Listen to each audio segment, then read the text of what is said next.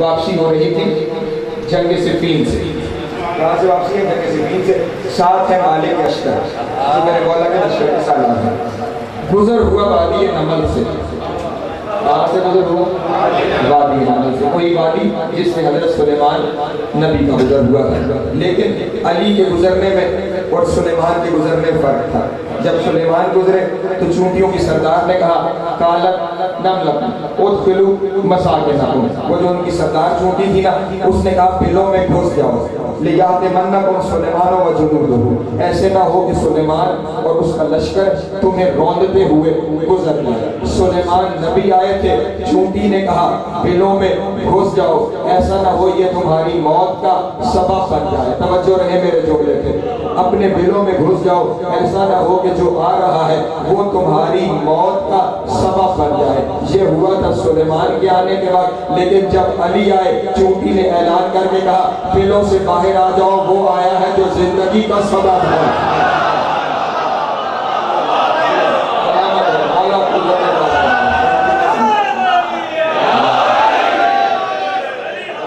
باہر آ جاؤ. وہ آ رہا ہے جو زندگی کا سبب ہے.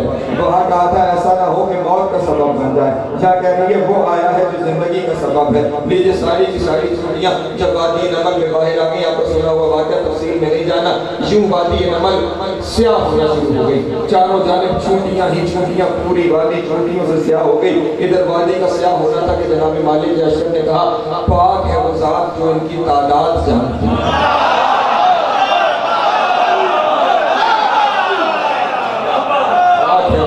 اللہ اکبر. توحید کے منظر کا کیا کہنا ہے؟ پاک ہے وہ ذات جو ان کی تعداد جانتی ہے. پاک ہے وہ ذات جو ان کی تعداد جانتی ہے. کیونکہ ان کی زبان سے سبحان اللہ نکلا نا تو اللہ کی جانب اشارہ تھا کہ اللہ وہ پاک ذات ہے جو ان کی تعداد کو جانتے ہیں. مالک اشتر پہ ہاتھ رکھے گا مالک یہ باتیں تمہاری زبان سے نہیں جچتی. یہ باتیں تمہاری زبان سے نہیں جچتی. کہا مولا کیا کوئی اور بھی ہے جو ان چونٹیوں کی تعداد کو جانتا ہے؟ کوئی اور بھی ہے جو ان چونٹیوں کی تعداد کو جانتا ہے؟ کہا مالک اشتر دائیں بائیں جانے کی ضرورت نہیں. میں علی نہ صرف ان کی تعداد کو جانتا ہوں. میں علی یہ بھی جانتا ہوں ان میں نر کتنے ہیں.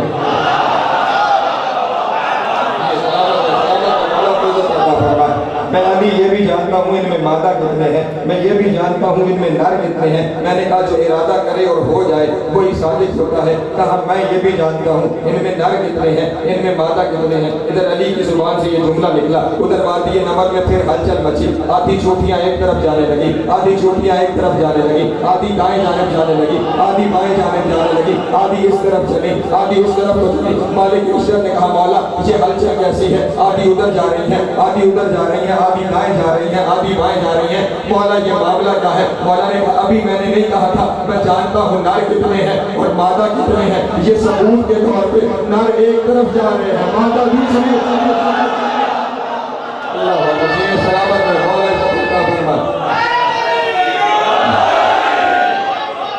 یہ ثبوت کے طور پہ نر ایک طرف جا رہے ہیں. جو جملہ میں نے کہنا ہے وہ جملہ آگے ہے. یہ ثبوت کے طور پہ نر ایک طرف جا رہے ہیں مادہ دوسری طرف جا رہے ہیں. ثبوت کے طور پہ نر ایک طرف جا رہے ہیں مادہ دوسری طرف جا رہے ہیں. مالک اشتر اب فضائل ہم تک پہنچانے تھے نا. قدموں پہ ہاتھ رکھ کے کہا مولا آپ نے انہیں کہا تو نہیں ہے آپ نے انہیں کہا تو نہیں ہے کہ الگ الگ ہو جاؤ. آپ نے حکم تو نہیں فرمایا کہ الگ الگ ہو جاؤ. مولا نے کہا یہی تو معاملہ ہے. جس کے کہنے سے کام ہوتا ہے وہ مومن ہوتا ہے. جس کے ارادے سے ہو جائے وہ امیر المومنین. جی